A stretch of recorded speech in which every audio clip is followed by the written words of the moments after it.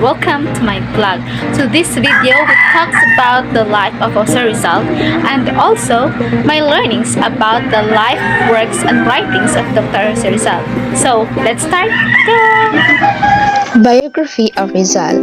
His complete name is Jose Protasio Rizal Mercado y Alonso Realanda.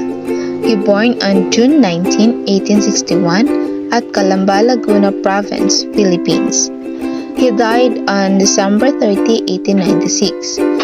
His mother's name is Teodora Yolanda Alonso. His father's name is Francisco Mercado. 11 children, 9 daughters and 2 sons were the fruits of Don Francisco and Doña Teodora marriage. Doña Teodora was 9 years younger than Don Francisco. They were married in 1848, so their children were the following. First is Saturnina, second Pasiano, third is Narcisa, fourth Olympia, fifth Lucia, sixth Maria, seventh Jose, eighth Concepcion, ninth Josefa, 10th Trinidad, and 11th Soledad. So Jose Rizal was born under the Chinese sign Ox, and in the Western astrology, Jose Rizal was born under the sign of the twins, which is Gemini. So the characteristic of this Ox person is it's said to be kind, caring souls, logical, positive, filled with common sense, and with their feet firmly planted on the ground. They work hard, patiently, and methodically, with original intelligence and reflective thought. So these people enjoy helping others. So while as a Gemini person, it is the sign of the twins, is a dual-natured, elusive, complex, and contradictory. Rizal was a Filipino nationalist writer and revolutionary. He was able to speak 22 languages including Spanish, French, Latin, Greek, German, Portuguese, Italian, English, Dutch, and Japanese. He also made a translation from Arabic, Swedish, Russian, Chinese, Greek, Hebrew, and Sanskrit. At the early age of 3, the future political leader had already learned the English alphabet. By the age of 5, Jose could already read and write. A brilliant student who became a proficient in multiple languages, Jose Rizal studied medicine in Manila. In 1882, he traveled to Spain to complete his medical degree, while in Europe, Jose Rizal became part of the propaganda movement, connecting with other Filipinos who wanted reform. He also wrote his first novel, which is the No Me Tangere, or in English, Touch Me Not, a work that detailed the dark aspects of Spain's colonial rule in Philippines, with particular focus on the rule of Catholic friars.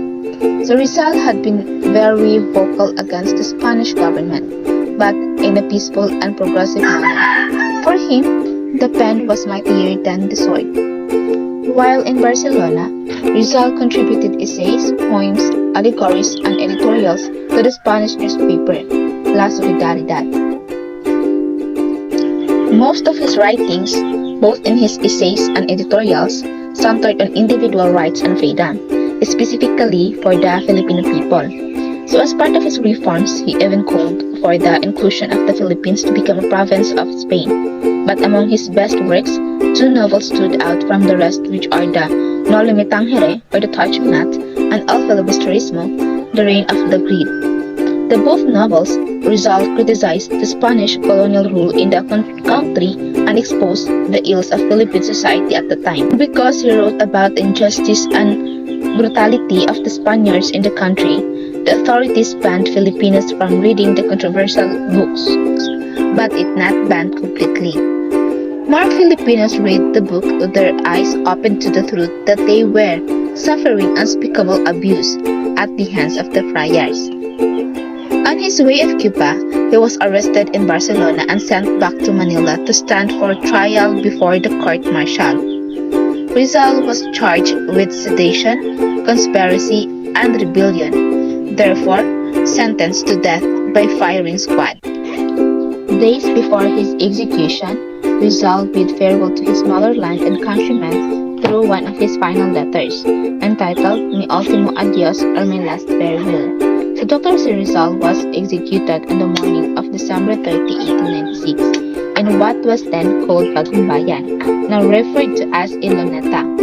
Upon hearing the command to shoot him, he faced the spot and uttered in his final breath, Consumatum est, it meaning, it is finished. Today, Dr. Rizal's brilliancy, compassion, courage, and patriotism are greatly remembered and recognized by the Filipino people. His two novels are continuously being analyzed by students and professionals. He died on December 30, 1896 at the age of 35. He inspired the independence movement because he provided a mirror to the sick colonial society that Filipinos had become as a result of Spanish colonization.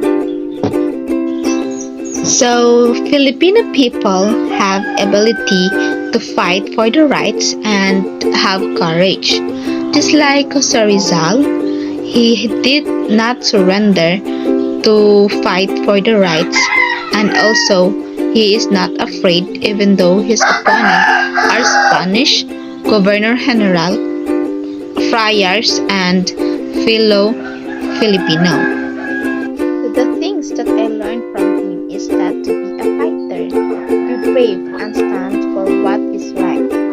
And also, he has a great contribution in our society, just like fight for the freedom for the every Filipino from the Spaniards. Because of him, we have the Independence Day that we celebrated in every month of June 12. So moreover, I also learned from his works, which are the No Limitang Mere and El Filibusterismo, wherein it is exposed there the Spanish colonial abuse to the Filipino people. So his works, it gives a big impact in our society because of his works, many Filipino people enlighten their minds, gives hopes and freedom and also courage to fight for their rights. And all of his works, it will serve as a guide, a motivation that will never surrender to fight our rights and always have courage and be a hero of our own life. So that's why individual of us don't underestimate your own capability no matter what happens or no matter what hardship and trials that we face in our life. So don't easily give up because our life will continue to be meaningful. So Dr. Jose Rizal is an inspirational man to all of us.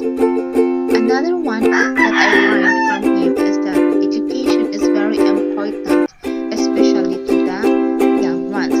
According to him, that he believed that ang kabataan ang pag-asa ng bayan.